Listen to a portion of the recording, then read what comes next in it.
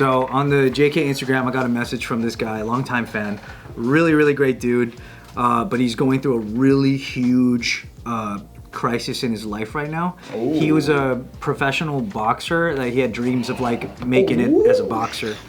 But he's already a professional boxer. He was on the path. Becoming a professional. And then he sustained some kind of injury. I don't know specifically exactly what it was, but it had something to do with his eye. Ooh. And, detached retina?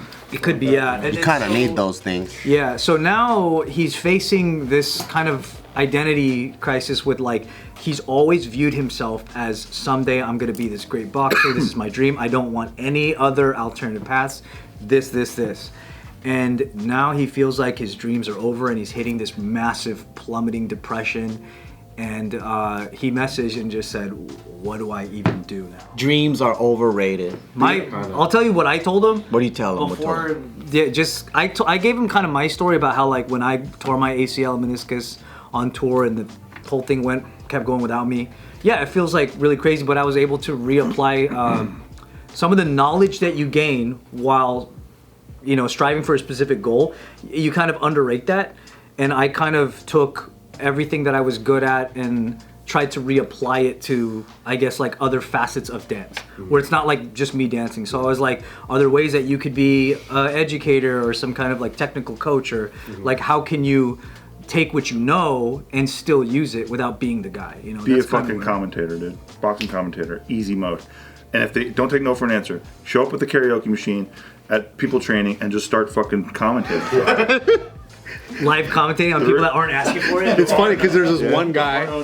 There's in one the guy, blue corner. Yeah, there's one guy that imitates Bruce Buffer, and he just goes up and he goes, "Can I just do a fighter intro for you?" And they're like, "Okay," and then he'll just do the whole thing. And he's done it so much, with the mic. He's done it so much where everyone's like, "All right, well, you want to announce this next fight?" Boom. I mean, there it is. So he's an eggs in one basket like situation. Yeah, but like Freddie Roach, his story is kind of similar, where his whole thing, like all he knew was to be a boxer. All he knew was like, I'm gonna be a boxing champ, all this stuff. He just couldn't make it. And if you watch his whole story, his whole thing is that like, he knows boxing, that's all he knows.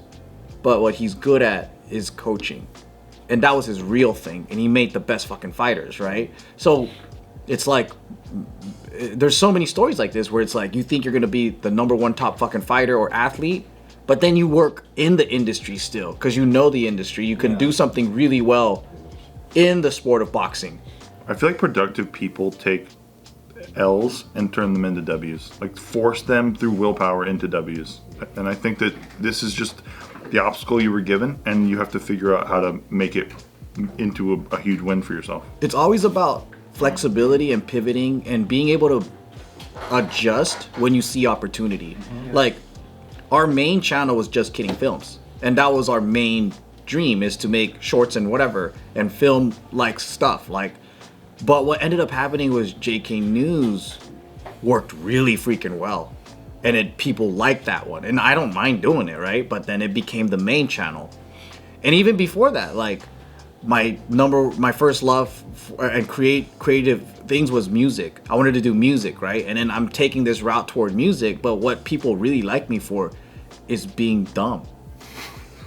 You're so good at it too. And I play that shit like a fucking flute, And then so like, see, so he's still doing music too. I'm still in entertainment. The thing is, no matter what, I'm still in entertainment. I'm still entertaining people. He's playing the retarded flute. Exactly.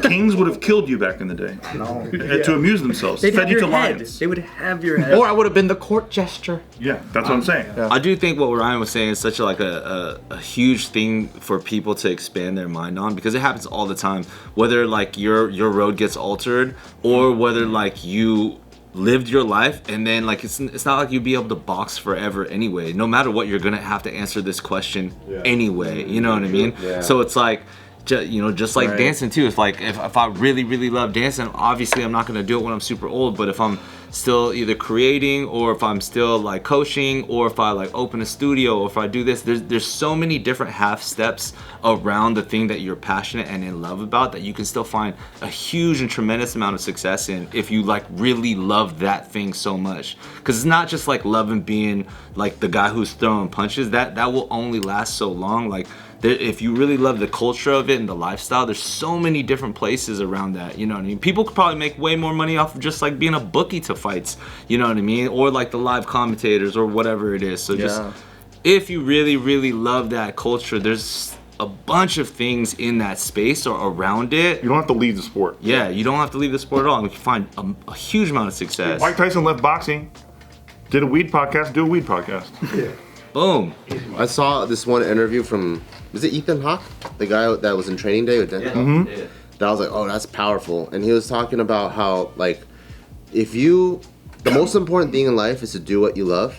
And he said that if you get into acting and you're not ready to be that 65-year-old acting teacher at a random high school no one ever heard about, you got into acting for the wrong reason. Wow. That's what he said. He goes, you can't control fame. He's like, some of the best actors I know, literally no one knows them. But you see their performance, like, it's fucking powerful. He goes, why am I famous? He goes, I don't even know. The universe is gonna happen, and you can't control the universe. You can only control doing what you love.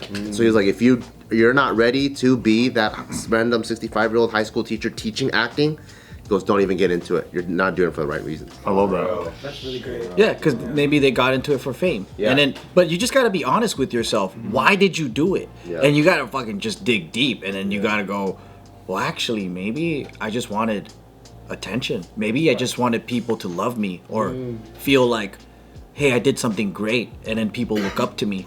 Like, what is the main reason? And be honest, because everyone's always saying shit like, oh no, it's not about the fame or the money, you know, I love the skill, I love the sport. Bull fucking shit. Like, why? Like, if you really did want to, then why are you competing on that stage? Because there's a lot of great fighters you could compete against, and privately, you go fight homeless people. Right. That's what I'm saying. That's what I'm saying. Plus, if you're gonna be a professional boxer, your physical capabilities, just as a human and athlete, probably have to be at like already the top like 1-2% in the world. Like even in the fitness world, there's like space and opportunity for you if you were that like obsessed with wanting to be that good, you know. So like there's space. Also, when you're doing something, sometimes too, when you start doing something, you realize how much you don't like it. Like, Oh, yeah. There's that, too. like, dude, acting to me, I think it's just fucking boring. Because you're just sitting there on set the whole fucking day waiting to act. And you don't really get to do it very much. Like, you have to wait for a project to get greenlit and all these different things have to happen. Then you finally get to do it. And then it takes forever to do. And you get to do it for like such a short period of time compared to how long you're on set. It's like, I realized I wasn't into that. Oh, I like doing live stuff way better. Oh, I have way more fun. It's way more like exciting for me. Change your dreams. That's it. Because there's nothing really you could do, you know? Kind of like even what Ethan Hawke said, like the universe is going to happen the way it's going to happen. Like what Steve said, like even GSP, right? Considered one of the greatest MMA fighters of all time. He said he loves training, hates fighting. Like absolutely hates it. Yeah. He goes into the green room the day of the fight, he's fucking crying, he's scared, he's nervous. He has to make weight. He has to do all the things about fighting. That sucks. That he fucking hates. But he loves martial arts. He loves training.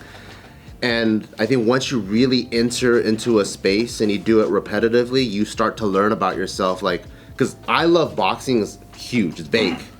Do I like fighting? Because some people do like the fights. Or do you like training? Or do you like the environment? Or do you like the sweet science? Like, what do you do you like watching tape? There's defensive, offensive coaches out there, just watch tape and take notes and True, stuff. yeah. The more you do it, the more you learn about what you like and don't like. And I think that actually gives you a chance to make your dreams even better than what you would have done if you're just like 10 steps away from doing it. Anthony, do you love dancing? Or do you love being a human basketball hoop?